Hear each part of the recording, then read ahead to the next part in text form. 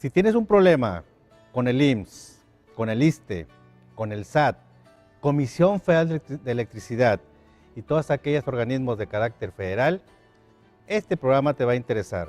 Lo hemos titulado La Defensoría Pública Federal, sus retos y sus perspectivas. En todo momento, hemos tenido que necesitar de alguna ayuda jurídica para resolver problemas tanto civil como con instituciones gubernamentales.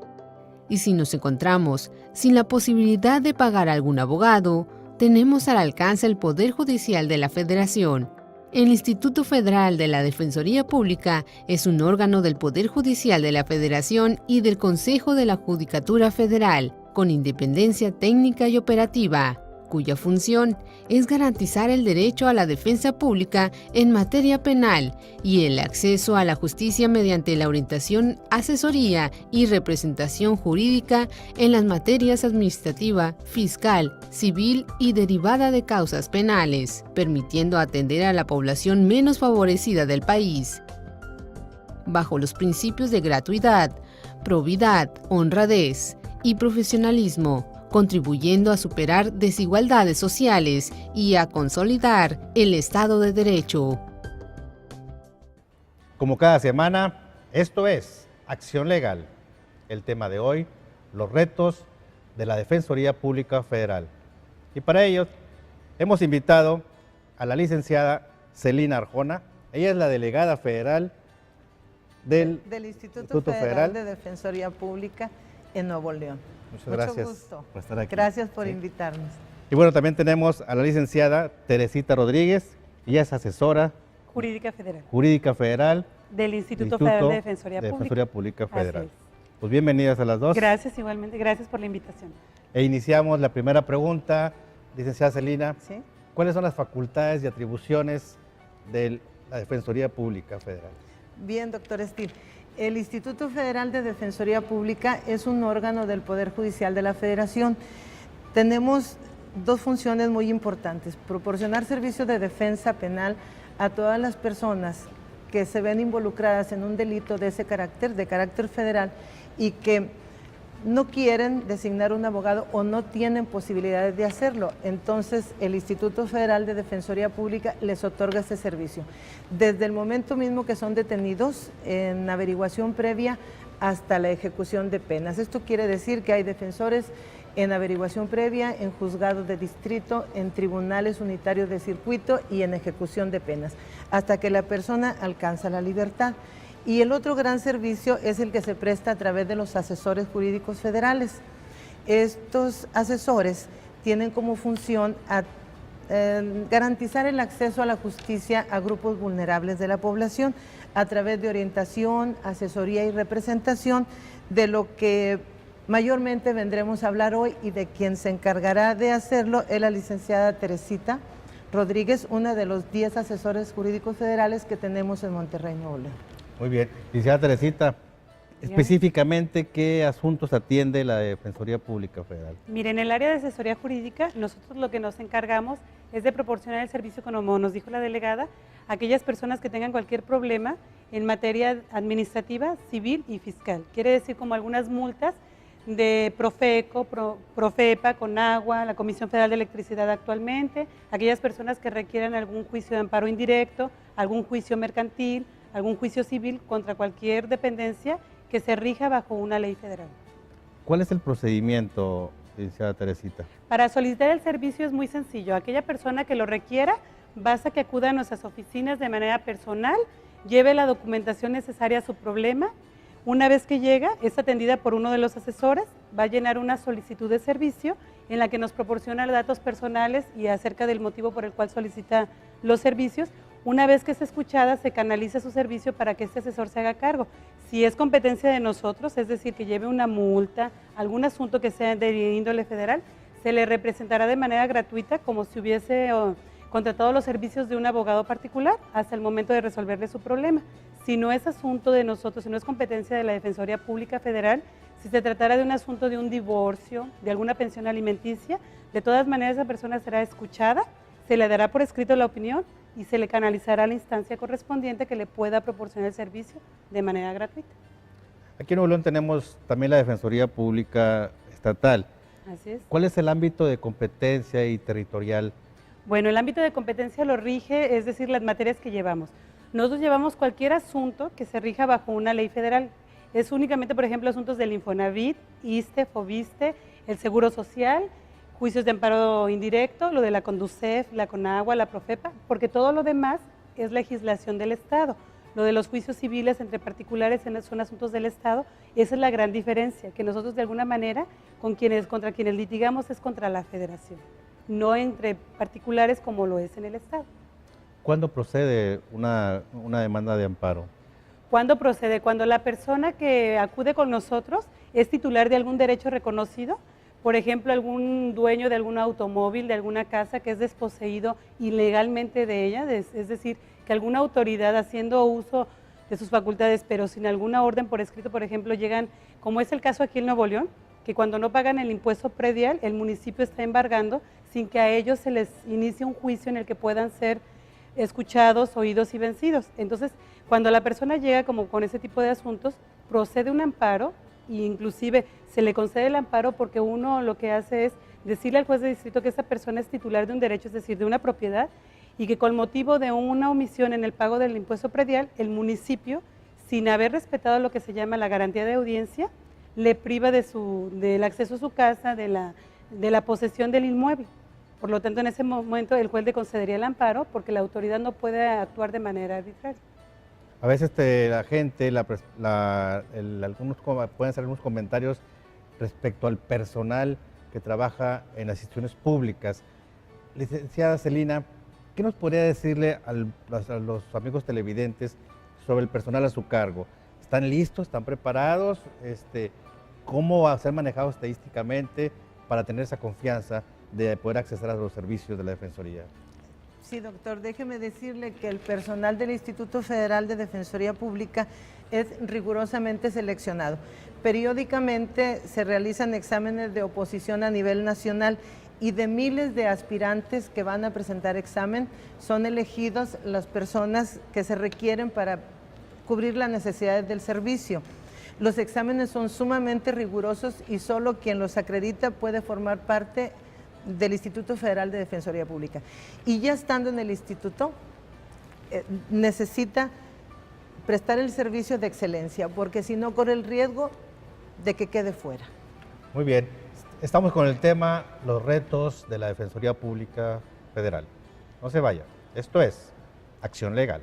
Más adelante, Desde en abril Acción de Legal. 2012 para acá, ninguna de esas demandas es procedente porque la Suprema Corte de Justicia de la Nación ya determinó que no procede el pago de los 90 días, sino solo los 40 días estipulados en la ley, para que aquellos maestros que se quedaron con la incertidumbre de saber si todavía procede.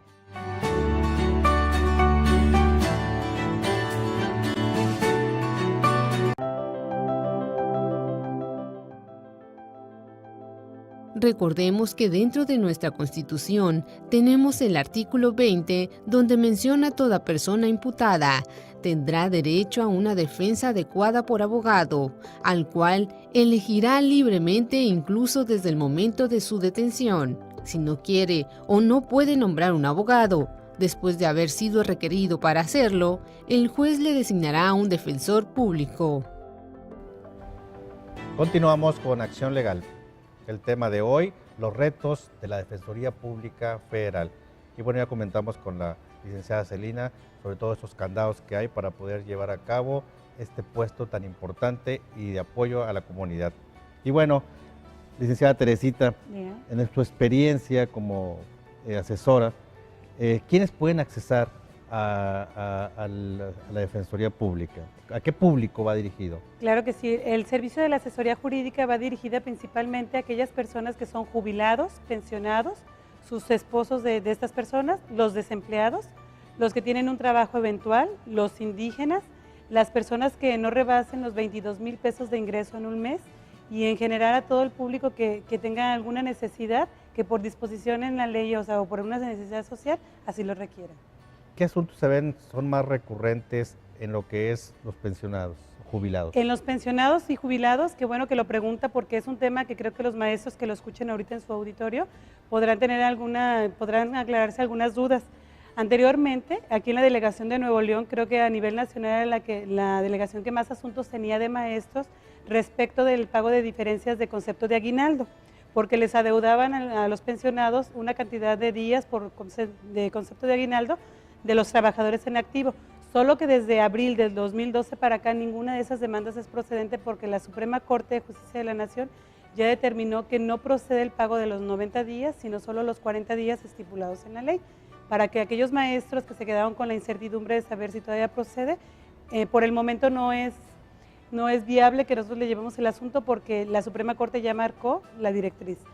¿Cuál fue el argumento? El argumento fue de que tienen que ganar únicamente como los trabajadores burocráticos del Estado de Nuevo León, porque al desaparecer la Secretaría de Educación Pública, ellos pasaron a formar parte de cualquier Estado y en la ley burocrática del Estado de Nuevo León de Educación solo están previstos 40 días. Los otros 50 días era como un logro sindical, pero no hay presupuesto de parte de la Federación para que se justifiquen esos 50 días.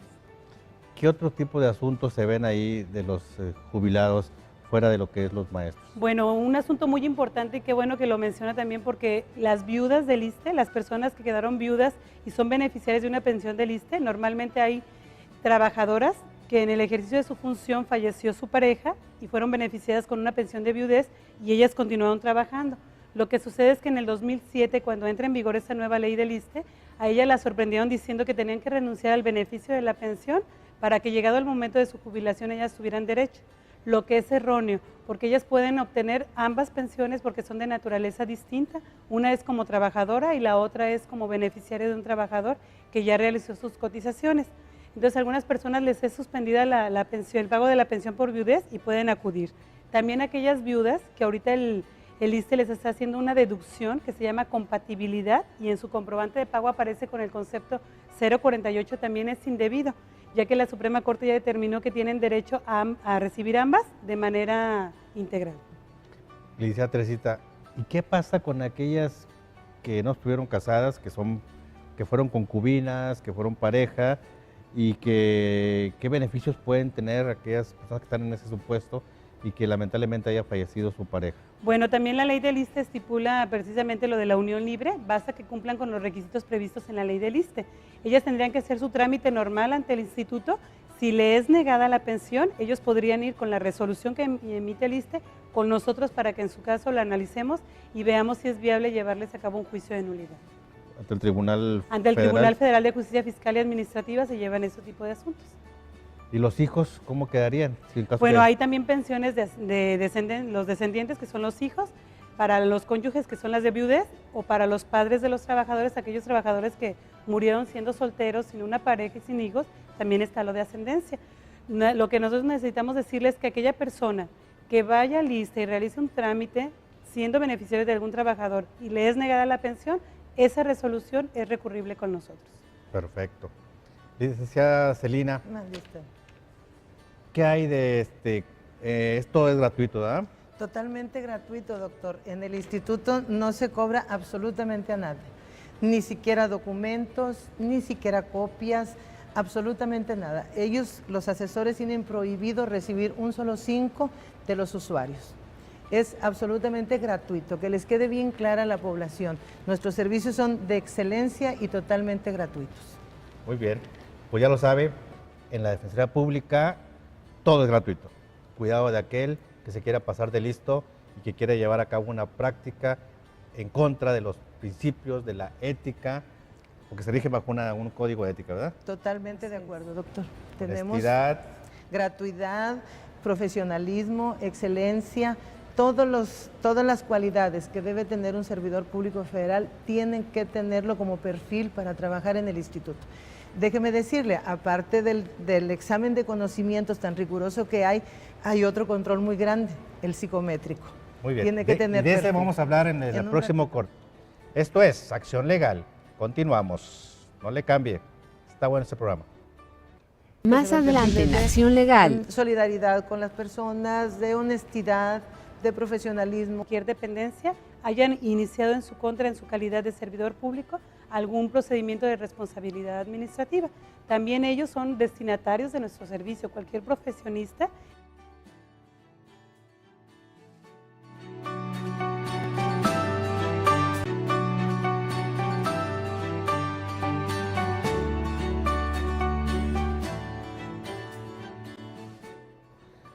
Continuamos con Acción Legal, los retos de la Defensoría Pública Federal. Y ahorita comentábamos con la licenciada Celina, que ella es la delegada del Instituto de Defensoría Pública en Nuevo León. Hablamos sobre todo el proceso de evaluación. ¿Qué hay de la evaluación psicológica que quedamos ahorita pendiente?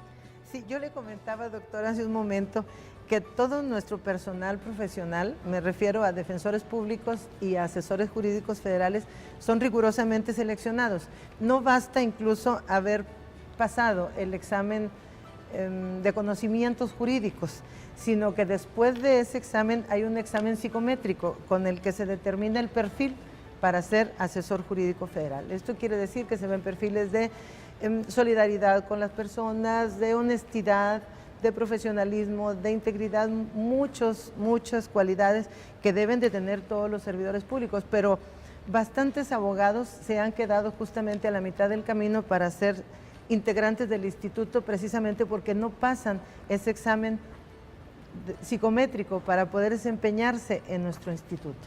Empatía, rapport, tolerancia, paciencia, sobre todo por el público a quien va dirigido, ¿no? Así es. Que es un público, una sociedad muy específica a la que ustedes atienden. Sí, no basta tener conocimientos jurídicos, que es fundamental. Hay que tener esos perfiles, hay que tener esa paciencia, esa empatía con las personas. Hay que ser buena persona, hay que ser buen profesionista, no solo ser buen abogado, buena persona. Dentro y fuera de la casa, ¿no? Y ese se encuentra en el instituto, así son nuestros abogados y así deben serlo. El que no reúne ese perfil y incurre en algún detalle en su desempeño, tenga la certeza de que no dura el año siguiente.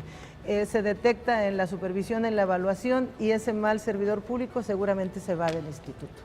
Y de la ciudad además. Yo creo que sí, yo creo que sí. Licenciada Teresita Rodríguez, en el caso de Infonavit, ¿qué asuntos ustedes están atendiendo? ¿Cuáles son los más recurrentes? Bueno, los más recurrentes en todo el país, también en Nuevo León, fueron los de la subcuenta de vivienda que recuperaron aquellas personas que obtuvieron una pensión de cesantía, vejez o sus beneficiarios, las viudas o los de orfandad. Pero también tenemos un caso muy específico que poca gente tiene conocimiento que nosotros los podemos ayudar. Aquellos trabajadores que durante su vida laborable cotizaron para el Seguro Social y les determinaron una invalidez o una incapacidad parcial permanente superior al 51%.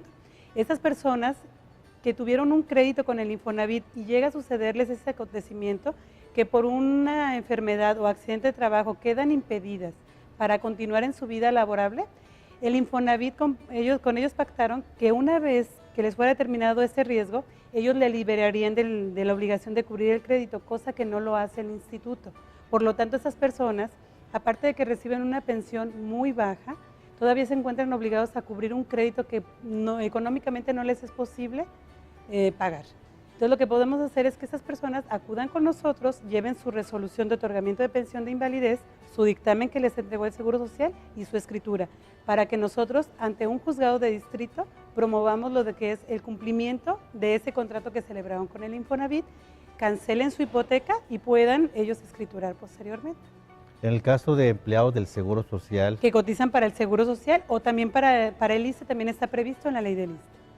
dentro de esos empleados que han trabajado directamente para el Seguro Social, O ¿qué cualquier problemáticas además de estas se han presentado? Bueno, de las personas que trabajan directamente para el Seguro Social normalmente son los servidores públicos, médicos, enfermeras, cualquier especialista que en el ejercicio de su función le hayan promovido alguna queja y que el órgano interno de control, como lo tiene cualquier dependencia, hayan iniciado en su contra, en su calidad de servidor público, algún procedimiento de responsabilidad administrativa. También ellos son destinatarios de nuestro servicio. Cualquier profesionista que sea servidor público y que en el ejercicio de sus funciones tenga algún problema en el que intervenga el órgano interno de control. Desde el momento que se les cita para una audiencia hasta el momento que se le entrega su resolución.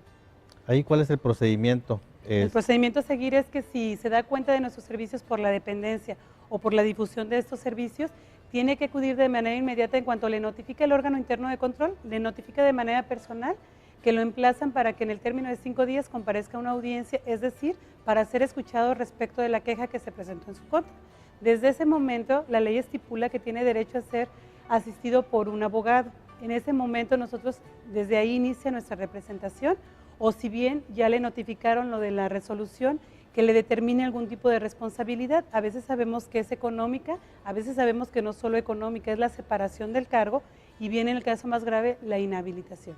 Desde ese momento el servidor público puede solicitar nuestros servicios, ahí no habría necesidad de que nosotros estudiemos lo que es la capacidad económica porque de hecho está suspendido en el pago de su sueldo, por lo tanto es destinatario directo del servicio.